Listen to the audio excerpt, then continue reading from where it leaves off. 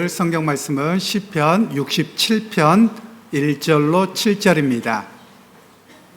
하나님은 우리에게 은혜를 베푸사 복을 주시고 그의 얼굴빛을 우리에게 비추사 주의 도를 땅 위에 주의 구원을 모든 나라에게 알리소서. 하나님이여 민족들이 주를 찬송하게 하시며 모든 민족들이 주를 찬송하게 하소서. 온 백성은 기쁘고 즐겁게 노래할지니 주는 민족들을 공평히 심판하시며 땅 위에 하나님이여 민족들이 주를 찬송하게 하시며 모든 민족으로 주를 찬송하게 하소서. 땅이 그의 소산을 내어 주었으니 하나님 곧 우리 하나님이 우리에게 복을 주시리로다. 하나님이 우리에게 복을 주시리니 땅의 모든 끝이 하나님을 경외하리로다. 아멘. 어제 오늘은 한여름을 방불케 할 만한 그런 무더위가 찾아왔습니다. 아직 초여름에 들어갈 시기가 아닌데 지금 한여름이 되어서 여러분의 옷차림도 가벼워졌고 또 밖에도 보면 30도가 넘어서 이렇게 더운가 하는 그런 시절이 되었습니다. 특별히 요즘에 이상기후 때문에 기후가 들쭉날쭉합니다. 특별히 면역력 약하신 분들, 어르신들, 우리 어린이들은 건강을 잘 챙기셔서 이 환절기 또 이렇게 이상기후에서 건강 상하지 않도록 해주시기를 바랍니다. 요즘에 이곳저곳을 오고 가다 보면 꽃들이 만발해 있는데요. 지난주에도 말씀을 드렸습니다만 5월은 무슨 계절이라고요? 장미의 계절. 예, 뭔가 통하시는군요. 네. 이것저것을 오다 가다 보면 아파트 담장이나 이런 곳에 보면 새빨간 장미가 피어 있습니다. 그래서 그 새빨간 장미들이 참 예쁘게 피어져 있는 것 같습니다. 여러분들 우리가 이 5월에는 보통 계절의 여왕이다 이렇게 표현하기도 하고 그 계절의 여왕 중에 최고를 장미로 꼽기도 합니다. 물론 사람마다 다르긴 하지만 그렇습니다. 제가 자주 말씀드린 것처럼 저는 제일 아름다운 꽃이 무엇이라고요? 사람꽃입니다. 그래서 우리 주위 분들에게 이렇게 인사하시면서 축복하시면 좋겠습니다. 5월에 당신이 가장 아름답습니다. 이렇게 축복하실까요? 5월에 당신이 가장 아름답습니다. 5월에 당신이 가장 아름답습니다.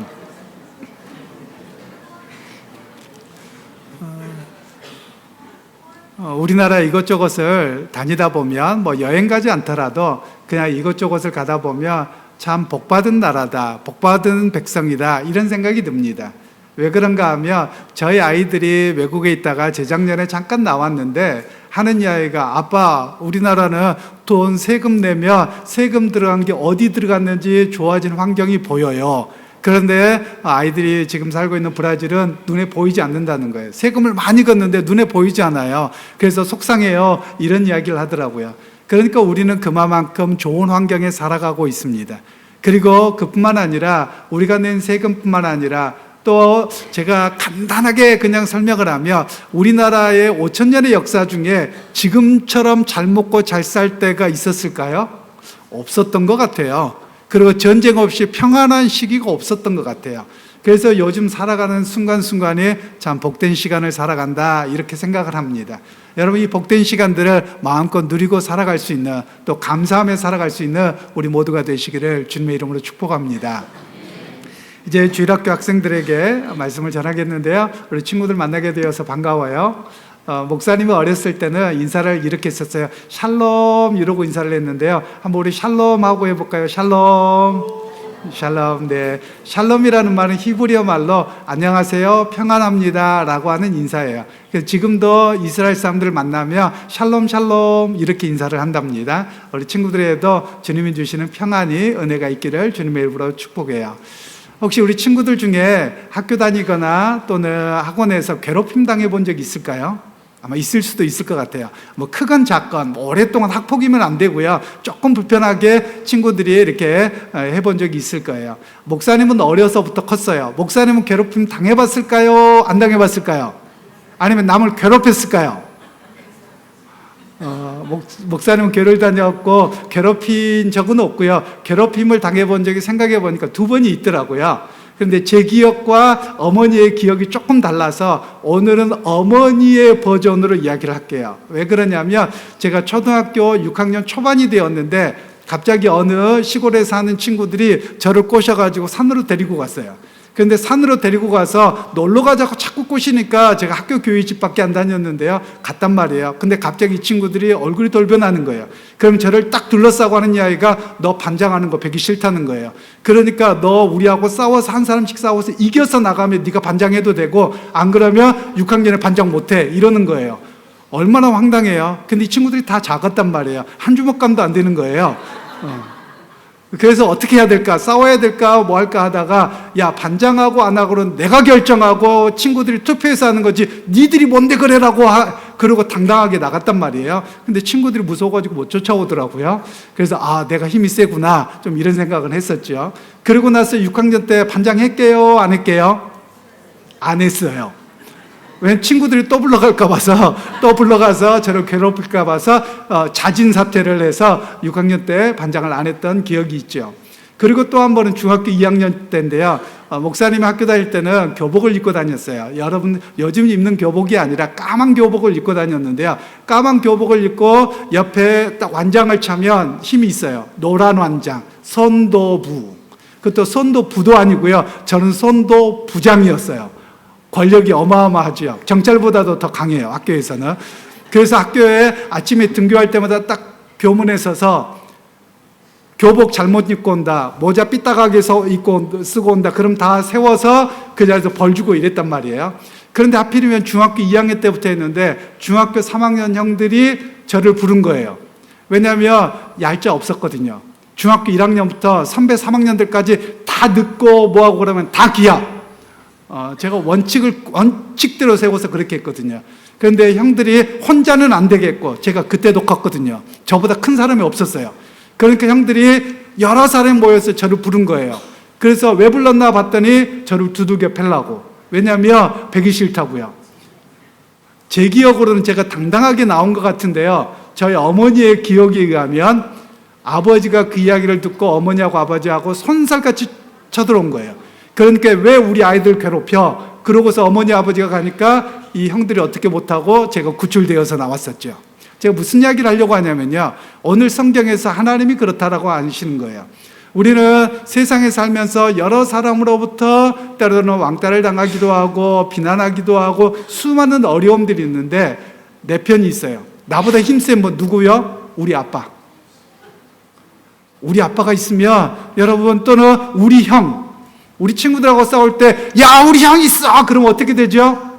우리 오빠 있어! 이러면요 꼼짝 못하는 거예요. 그것처럼 우리 아빠가 저를 도와주신 거거든요. 그런데 그 우리 아빠 같으신 분이 누구냐? 오늘 성경에서는 하나님이시라고 말씀해요. 그래서 우리가 매번 걸어가면서 힘들고 어려울 때가 있어요. 물론 친구들이나 선배들이 불러서 이렇게 때리려고 할 때가 있죠. 왜 없겠어요? 살아가다 보면 그런 어려움들이 있지만 그때마다 나에게 힘을 주시고 내 편이 되어주시는 분이 누구냐? 우리 하나님이라고 말씀하세요.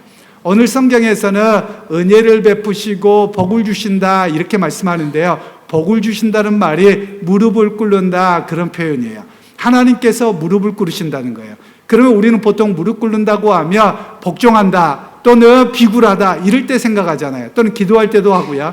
그런데 하나님께서 무릎 꿇으신다는 말씀은 어떤 거냐면 우리의 시선에 맞춰주신다, 우리 수준에 맞춰주신다 이런 이야기를 말씀하고 계시는 거예요. 그래서 하나님이 내 시선에 맞추어서 나와 함께 하신다라는 말씀이 여호와께서 복을 주신다라는 말씀이에요.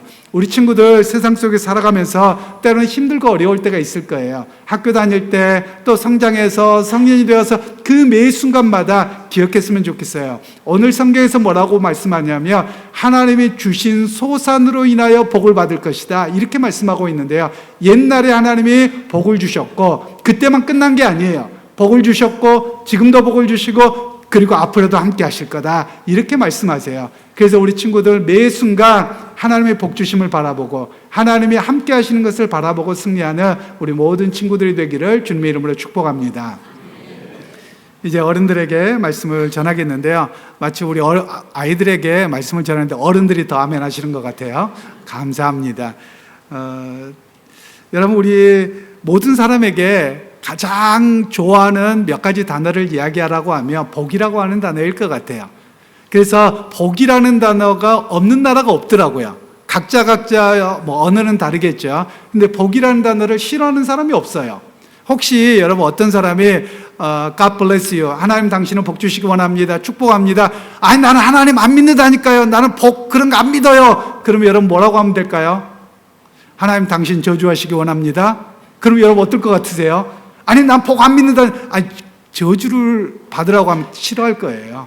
그래서 어떤 사람이든지 복 받으라고 하면 다 좋아하고, 그리고 저주 받으라고 하면 불편해하고 힘들어하는 것이 우리의 모습일 것입니다.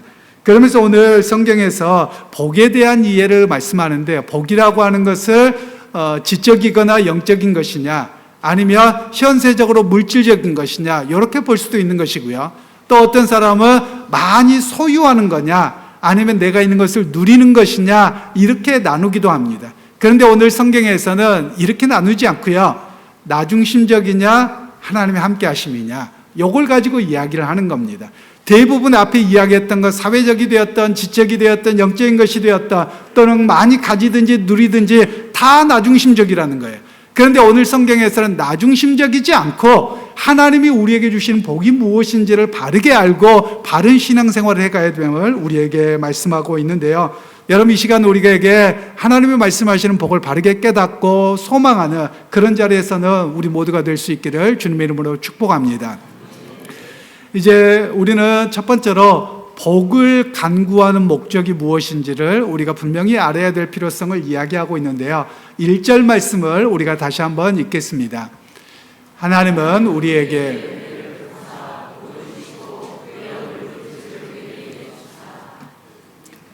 우리가 일반적으로 복이라고 하면 현세적인 복을 이야기합니다.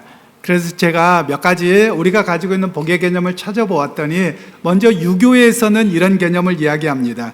유교에서 복은 주로 도덕적 삶과 사회적 조화에서 이루어지는 결과로 이해합니다. 그래서 유교는 개인의 도덕적 수양, 그리고 사회적 성수, 이것을 통해서 모두가 경험하게 되는 평안함, 진리를 추구함, 도덕적인 삶, 이걸 복이라고 여기더라고요. 그래서 불교는 또 뭐라고 이야기하나 보았더니, 불교는 주로 선행과 덕을 쌓음을 통해서 복이 주어진다, 이렇게 이해를 합니다. 그래서 결국 업보의 법칙을 통해서 여기에서 선하고 덕을 많이 쌓으며 현세도 복을 받고 미래에도 복을 받을 것이다, 이런 관점이 불교에서 가지고 있는 복의 개념입니다. 그리고 우리가 제일 많이 바라는 복은 어디에 있느냐? 무속 종교에 있습니다. 무속 종교, 무당 종교에서는 복이 뭐냐? 주로 신령이나 조상신의 가호를 통해서 현세적으로 건강의 복, 물질의 복, 자녀들의 잘 되는 복을 추구하는 게 이 무당 종교의 특징이라는 거예요. 우리나라는 기본적으로 고려시대 때는 불교가, 조선시대 때는 유교가, 그리고 당군 때부터 지금까지 밑에 흐르고 있는 것은 무속 종교입니다. 이 세 가지가 조화를 이루고 그냥 짬뽕 되어져서 있는 겁니다. 그런데 교회에도 이런 영향이 상당히 많이 미치고 있습니다.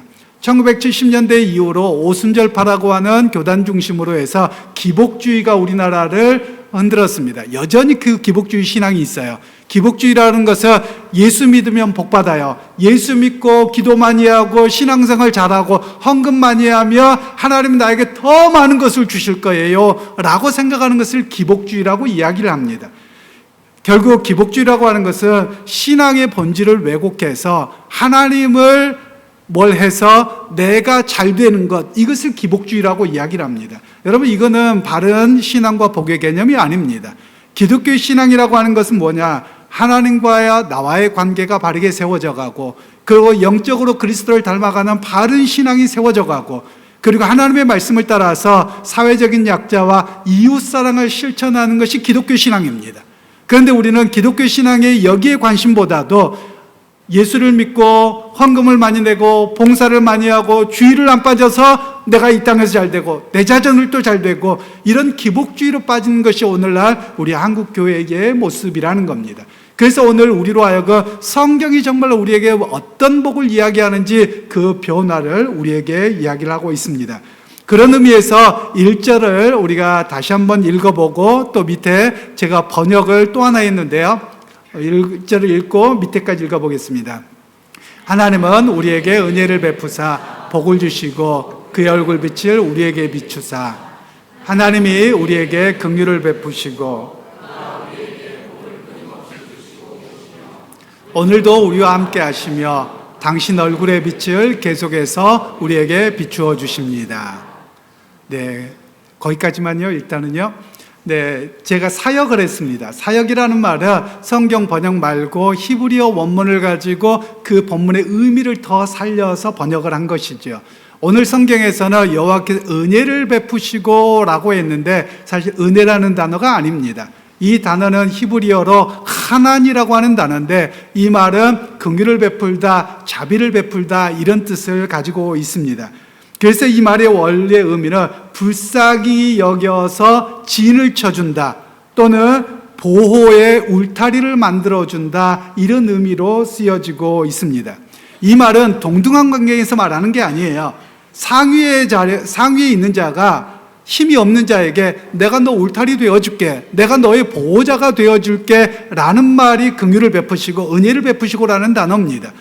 그러면서 오늘 또 다음 단어는 복이라는 단어입니다. 히브리어로는 복을 베푸신다라는 단어가 바라크라고 하는 단어입니다. 그런데 이 바라크라고 하는 단어의 의미는 원래 무릎을 꿇다라는 단어입니다. 무릎을 꿇다. 그러면 복종하다는 단어와 좀 다른 거예요. 복종하다 단어는 무릎 꿇다라는 단어가 아바드라고 하는 단어가 있고요.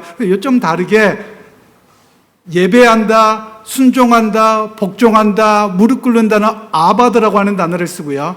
무릎 꿇어서 시선을 맞춘다, 너와 내가 교제한다, 그게 복이다라고 하는 단어를 쓸 때는 히브리어로 바라크라고 하는 단어를 씁니다. 그런데 하나님께서 이렇게 너와 나의 시선을 동등하게 맞춰준다는 거예요. 그리고 너의 필요와 공급들을 너의 시선에 맞추어서 내가 함께 해주겠다, 이런 단어가 바라크라는 여호와께서 복을 주신다는 의미입니다. 오늘 제가 성경을 좀 깊이 들어가겠습니다. 문법적인 사항을 좀 이해해야지 오늘 이 복에 대한 이해를 좀 할 수 있습니다. 문법적인 내용에 제가 두 가지를 이야기할 텐데요. 우리말로는 잘 표현되지 않는 문법이 있습니다. 그게 강조형이라고 하는 것인데요. 우리말로는 표현이 안 돼 여호와께서 긍휼을 베푸시고 라고 할 때 이 강조형을 썼습니다. 강조형은 여호와께서 정말로 긍휼히 여기시고 이런 뜻이고요. 그리고 여호와께서 진짜로 복을 주시고 이런 뜻을 가지고 있습니다. 그러니까 하나님께서 얼마나 우리를 향해서 관심을 갖고 계시는지 그런 이야기를 하고 있습니다. 이게 첫 번째 문법이고요. 두 번째는 뭐냐면 미완료라고 하는 것을 썼습니다. 우리가 갑자기 목사님 무슨 외국어 가르치십니까? 히브리어 가르치십니까? 이럴 수 있는데요. 미완료라고 하는 건 뭐냐면 먼저 완료를 설명하면 됩니다. 밥 먹었어. 그러면 여러분 밥 먹은 게 끝났습니까? 안 끝났습니까? 끝났어요. 이거를 완료라고 말합니다. 밥 먹고 있어. 이거는 여러분 끝났습니까? 안 끝났습니까? 안 끝났어요. 이걸 보통은 영어에서 현재 진행형이라고 하는데 히브리어는 그런 말이 없고요. 미완료만 있어요. 밥 먹을 거야. 이것도 끝났어요? 안 끝났어요? 안 끝났어요. 그래서 미완료라는 말은 이미 시작된 행동이 지금도 진행 중이고 앞으로도 계속될 거야 라는 의미로 이야기를 하는 겁니다. 그래서 여호와께서 긍휼을 베푸시고 여호와께서 복을 주시고 라는 말은 여호와께서 이미 긍휼을 베푸셨고 지금도 베풀고 계시고 앞으로도 베푸실 거야 라는 의미입니다. 그리고 여호와께서 과거에 이미 복을 주셨는데 그 복을 한 번 주시고 끝나는 게 아니라 지금도 복을 주고 계시고 앞으로도 내게 진짜로 복을 주실 거야, 이런 의미로 말씀하고 계시는 겁니다. 여기에서 우리의 신앙을 한 가지 바꿔야 됩니다. 그게 뭐냐면 내가 하나님 앞에 헌금을 많이 드리거나 뭐라면 복을 주신 것 같아요. 근데 조금 잘못하면 하나님이 다리몽댕이 분지르고 그리고 사고 나게 하고 벌 주시는 분이냐는 거예요. 성경은 그렇게 말씀하고 계시지 않아요. 그것은 무당 종교들이 하는 거고 온갖 세상의 것들로 핍박하고 겁주는 것이지, 여호와께서는 오늘 미완료로 뭐라고 말씀하시느냐, 내가 과거에 복을 주셨고 지금도 복을 주고 있고 앞으로도 복을 줄 거야, 이렇게 말씀하고 계시거든요. 그러니까 여러분, 하나님 앞에서 우리의 신앙을 뭘 조금 잘못했다고 해서 하나님 벌 주고 때리고 이런 분이 아니라는 거예요. 그래서 우리로 하여금 그 하나님을 의지하고 살도록 말씀하고 계신다라는 겁니다. 그러기에 형제자매 여러분, 우리의 복이 물질적으로 어떤 많이 가짐이 아닙니다. 우리의 복은 하나님이 나에게 시선을 맞추어서 나와 함께 하심입니다. 그래서 우리가 기도할 때 하나님 이것도 주세요, 저것도 주세요 할 수 있는 거예요. 그러면 하나님께서 내 시선에 맞추어서 때를 따라 이것이 필요하면 이것대로, 저것이 필요하면 저것대로 그렇게 함께하여 주심이 복이라는 겁니다. 즉 복이라고 하는 것은 소유가 아닙니다. 가짐이 아닙니다.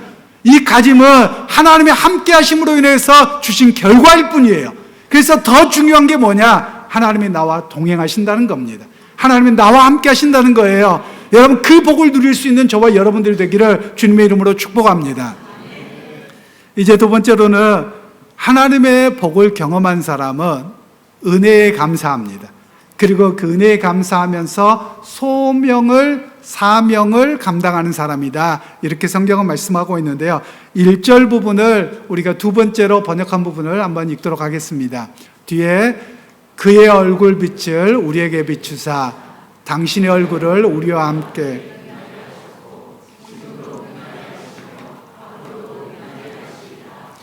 네, 제가 사역을 했습니다. 이런 의미를 가지고 있어요. 즉 이렇게 번역한 이유는 앞에 이야기한 것처럼 미완료라고 하는 히브리어 문법 때문에 그렇습니다. 즉 여호와께서 그 얼굴을 과거에 비추어 주셨어요.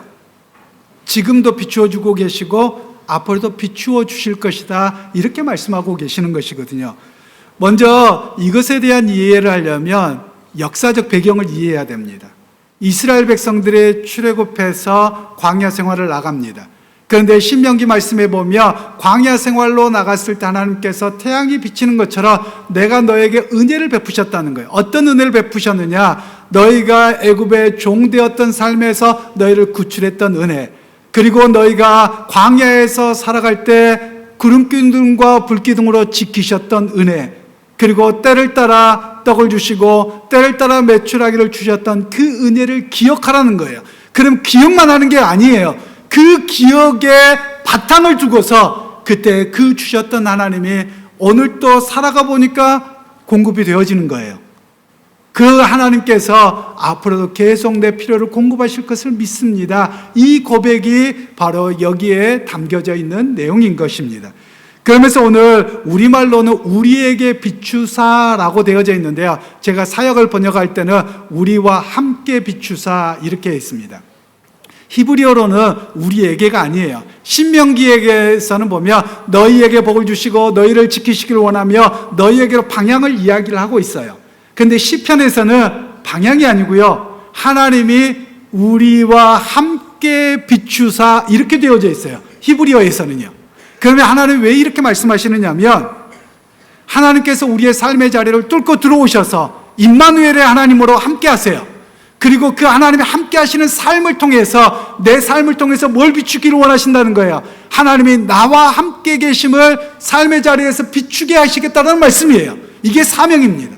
하나님이 나와 함께 계시기에 내 삶의 그 걸어가는 삶의 여정 속에서 내가 하나님의 사람입니다, 내가 그리스도를 믿는 사람입니다, 그 빛을 드러나게 하시겠다라는 말씀입니다. 그러기에 여러분, 하나님을 믿는 사람은 사명자입니다. 내가 많이 가진 것을 드러내는 게 아니에요. 많이 가져서 복받았다 이걸 이야기하는 게 아니에요. 오히려 내 삶의 자리가 때로는 힘들고 어려워도 불구하고 그때 필요를 따라 공급하시고 동행하신 하나님이 내 하나님입니다. 나와 함께 하셨던 하나님입니다. 내가 오늘도 그 하나님을 의지하고 믿음으로 살아갑니다. 그 고백이 바로 사명자의 삶이라는 것을 우리에게 말씀하고 계시는 겁니다. 그러기 위해서 사랑하는 성도 여러분, 믿음은 나만의 고백이 아닙니다. 믿음은 나의 고백이 세상의 삶으로 비춰져야 되는 것입니다. 내가 예수 믿고 사는 삶이 세상으로 비춰지는 겁니다. 그것이 바로 그의 빛을 우리와 함께 비추시는 하나님의 역사요, 그것을 감당하는 것이 우리의 사명자임을 이야기하는 것입니다. 그러기에 믿음의 형제자매 여러분, 하나님 여러분과 함께 계십니다. 하나님이 여러분의 복이 되십니다. 여러분, 그것을 여러분의 삶에서 드러내고 비칠 수 있는 자리에서는 그런 사명자들이 되시기를 주님의 이름으로 축원합니다. 이제 세 번째로, 믿음의 사람은 베푸신 은혜를 감사하면서 사는 사람이어야 함을 우리에게 말씀합니다. 6절과 7절을 다시 한번 합독하겠습니다. 땅이 그의 소산을 내어 주었으니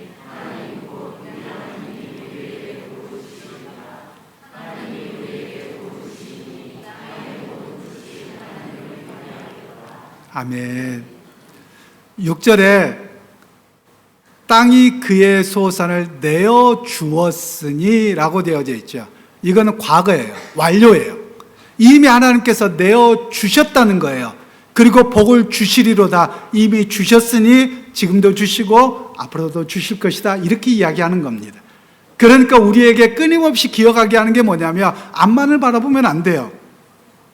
부에 목말라서 뭔가를 채우기에 목말라서 맨날 다오 미나이다, 이 신앙이 올바르지 않는 거예요.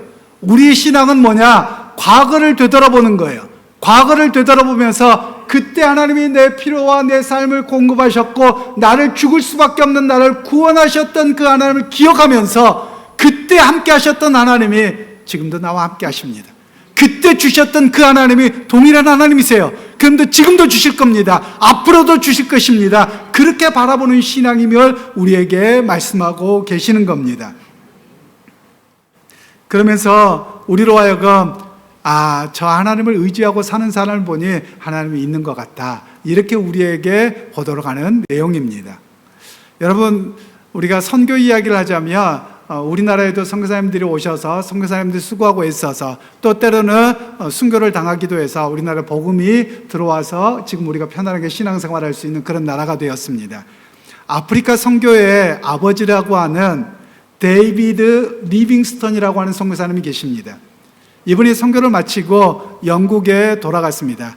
글래스고 대학에서 자기의 선교 보고를 하고 강의를 하는데 어떤 학생이 손을 들고 이야기하는 겁니다. 선교사님, 그 암흑의 곳에서 식인종들이 우글거리는 곳에서 그곳에서 어떻게 견디셨습니까? 문명도 없고 아무것도 없는 곳에서 어떻게 견디셨습니까? 이렇게 질문을 하는 겁니다. 그때 리빙스턴 선교사님이 하시는 말씀이 내 삶을 붙드는 것은 단 하나의 약속이었습니다. 그 하나의 약속은 내가 세상 끝날까지 너희와 항상 함께 있으리라. 이 약속의 말씀을 붙들었습니다. 주님은 가장 어두운 아프리카에서 날마다 그 얼굴의 빛을 나에게 비추셨고 나와 함께 하셨습니다. 그런 가운데 저는 그 하나님의 임재 하나만으로 배불렀고 그 임재 하나만으로도 나는 자족했고 감사했습니다. 이렇게 고백하셨습니다. 여러분, 오늘 여러분의 삶은 어떻습니까? 리빙스톤 선교사님처럼 그분은 선교사님입니까? 그럴 수 있죠. 그럴 수 있을까요? 여러분, 자족하십니까? 자족하지 않는다는 말은 감사가 없다라는 거예요. 물론 열심히 살지 말라는 게 아닙니다. 노력하지 말라는 게 아니에요. 돈 벌지 말라는 게 아니에요. 그런데 사람들은 감사함이 없으니 오늘 내게 주신 것에 대한 자족함이 없어서 감사가 없다라는 말씀이에요. 여러분, 여러분의 자족이 무엇입니까? 우리 여성분들에게 묻습니다. 여러분, 집에 냉장고 몇 대 있으세요? 저희 집에도 보니까 2대가 있더라고요. 그럼 냉장고에 먹을 거 여러분 밖에서 시장 안 보면 며칠 동안 드실 것 같아요? 최소 몇 달은 드실 거예요. 쌀만 사놓으면. 여러분, 냉장고 파먹기라도 좀 하십시오. 여러분, 저렇게 쌓아놓고도 감사가 없어요. 맨날 채우고 해도 배고픈 것이 우리의 인생의 여정처럼 살아갑니다. 오히려 우리의 모습은 어떻게 해야 됩니까? 오늘 리빙스톤 선교사님 정말 그 암흑과 같은 곳에서 살아가면서 자족했거든요. 왜 자족합니까? 왜 안 불편하겠습니까? 여러분, 당시 영국은 최고의 국가였습니다. 그러면 최고의 국가 모든 것을 다 누리던 곳에서 아무것도 없는, 제대로 된 화장실도 없는 그런 곳에 산다. 위생시설도 하나도 갖추어지지 않는 곳에 산다. 여러분, 끔찍할 겁니다. 그런데 그곳에 있으면서 그분은 하나님의 임재를 보았다는 거예요. 하나님의 함께 하심을 보았다는 거예요. 그것 때문에 감사할 수 있었다라는 겁니다. 여러분은 무엇을 보십니까? 여러분은 환경을 보고 계십니까? 나의 체험만을 바라보는 신앙생활을 하고 계셨습니까? 잘못된 신앙생활을 하신 겁니다. 오늘 우리가 바라봐야 되는 것은 하나님이 나에게 복을 주심입니다. 나와 함께 하심입니다. 나와 통행하심입니다. 그것을 바라보고 살아가는 신앙이 진정한 복이라는 것입니다. 여러분, 이렇게 이야기를 하는데도 불구하고 예배 끝나고 나서 주식이 올랐다더라, 뭐가 올랐다더라 이것만 하면 믿음 없는 사람입니다. 복을 모르는 사람입니다. 세상에 성공만 이야기하는 사람은 복을 모르는 사람이에요. 저는 여러분이 진짜 복을 좀 알았으면 좋겠어요. 여러분 진짜 복은 내가 그리스도를 알고 하나님과 함께하는 그런 삶입니다. 그러면 내가 삶이 비록 초가상간에 살아도 대궐 같은 집에 살아도 그것이 중요하지 않아요. 주님이 나와 함께 하신다면 어느 곳이나 그곳이 하나님과 함께하는 자리요 은혜의 자리인 것을 우리에게 말씀하고 계시는 겁니다. 그러게 여러분 우리의 시선을 조금만 방향을 돌리십시오. 세상 것에 목말라하고 돈 벌고 부자가 되고 더 살고 오래 살고 건강하고 더에서 방향을 바꾸어서 내가 주님과 함께하기를 원합니다. 주님의 얼굴을 보기를 원합니다. 주님의 임재를 조금 더 경험하기를 원합니다. 이렇게 방향을 틀어서 참된 하나님의 은혜의 복을 누리고 경험하고 살아가는 자리에서는 그런 우리 모두가 되시기를 주님의 이름으로 축원합니다.